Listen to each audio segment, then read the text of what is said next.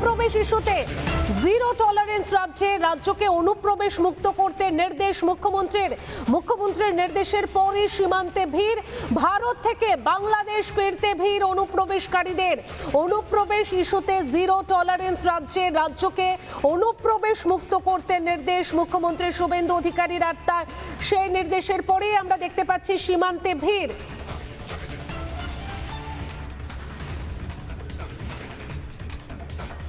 বাড়ি হচ্ছে মধ্যমগ্রাম, বারাসাত মধ্যমগ্রাম।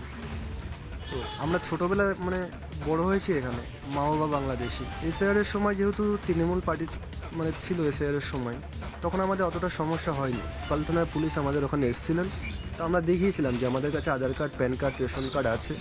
তো বললো যে তোমাদের থাকলে হবে না, তোমার মা বাবার থাকতে হবে। তো তোমার মা বাবার মিনিমাম 2002 সালের আগের যে কোনো একটা ডকুমেন্ট থাকতে হবে। তো আমাদের কাছে কিছু না কিছু ডকুমেন্টস ছিল। পুলিশ আমাদেরকে এমনভাবে বলেন, একদম সোজাসুজি স্ট্রেটভাবেই বলে দিয়েছে, যদি 2002 সালের আগে মা বাবার কোনো ডকুমেন্ট থেকে থাকে, একটা ডকুমেন্ট হলেও চলবে, বাট আমার মা বাবার 2002 সালের আগে কোনো ডকুমেন্ট নেই, চলে যেতে হবে বাংলাদেশে। অনুপ্রবেশ মুক্ত করতে নির্দেশ মুখ্যমন্ত্রী শুভেন্দু অধিকারীর, এবং তারপরেই দেখা যাচ্ছে যে মুখ্যমন্ত্রীর নির্দেশের পরেই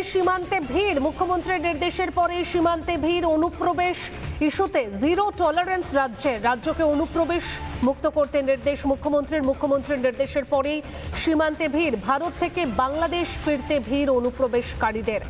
ভারত থেকে বাংলাদেশ ফেরার হিড়িক অনুপ্রবেশকারীদের, কারণ তারা বুঝতে পেরেছেন যে আর কোনোভাবে অনুপ্রবেশকারীদের জায়গা নেই এ বাংলাতে। আমাদের প্রতিনিধি পিঙ্কি ঠিক কি ছবি তুলে ধরেছেন রাখবো আপনাদের সামনে। তথা রাজ্যের মুখ্যমন্ত্রী তিনি জানিয়েছেন বিভিন্ন জায়গায় হোল্ডিং সেন্টার করা হবে, এবং সেই রকম একটি হোল্ডিং সেন্টারের সামনে আমি দাঁড়িয়ে রয়েছি। পথসাথী বিল্ডিং, তেতুলিয়া হাকিমপুর চেকপোস্ট থেকে 10 কিলোমিটারের মধ্যে করা হয়েছে এই পথসাথীর এই তেতুলিয়াতে এই হোল্ডিং সেন্টার। হাকিমপুর চেকপোস্টে যে অনুপ্রবেশকারীরা আসছেন তারা যেখানে বসতে পারবেন না, তাদেরকে লিস্ট করে এই হোল্ডিং সেন্টারে নিয়ে আসা হচ্ছে। ভালো করে দেখুন, এর ভিতরে সমস্ত রকম আয়োজন রয়েছে, ভিতরে থাকার ব্যবস্থা রয়েছে, ভিতরে ফ্যান রয়েছে, খাবারের বন্দোবস্ত রয়েছে, এবং একই সঙ্গে সিকিউরিটি রয়েছে। 3টে হোল্ডিং সেন্টার করা হয়েছে, এবং সেখানে ভিতরে কি কি সুবিধা পাওয়া যাচ্ছে, কিভাবে তাদেরকে ট্রানজিট করা হচ্ছে, এগুলো একটু জানবো। আমাদের সঙ্গে রয়েছেন ভিডিও স্টাফ। দাদা, আপনি গাড়ি নিয়ে এসেছেন, দেখতে পাচ্ছি কি রয়েছে গাড়িতে, কি রয়েছে? আমার গাড়িতে এই মুহূর্তে আছে বিভিন্ন রকম ফাস্টফুড আমি নিয়ে যাচ্ছি। এছাড়াও তাদের টিফিনের জন্য, যাতে তাদের রান্নার যদি দেরি হয় তার জন্য যাতে তাদের ক্ষুধার জ্বালা না আসে, তার জন্য আমি গুড় আছে, চিড়ি আছে, তারপর তাদের মুড়ি, চানাচুর, বিস্কিট ইত্যাদি আমি তাদেরকে সাপ্লাই দিয়ে যাচ্ছি। বিডিও সাহেবের একটাই বক্তব্য, যাতে তাদের কোনো কষ্ট না হয়। আমরা চেষ্টা করব। ভিতরে কি কি ব্যবস্থা রয়েছে? ভিতরে আমাদের সমস্ত রকম ব্যবস্থা আমরা রেখেছি যাতে তাদের কষ্ট না হয়। প্রত্যেকটা ঘরে ফ্যান আছে, আমরা সিসি ক্যামেরা লাগিয়ে দিয়েছি যাতে কোনো রকম সমস্যা না হয়। আমরা হেলথের ক্যাম্প দেখেন আপনারা, হেলথের মহিলারা সব বসে আছেন। এছাড়াও তাদের দুপুরের খাওয়ার ব্যবস্থা আমরা করছি, রাত্রিতেও আমরা খাওয়ার ব্যবস্থা করছি।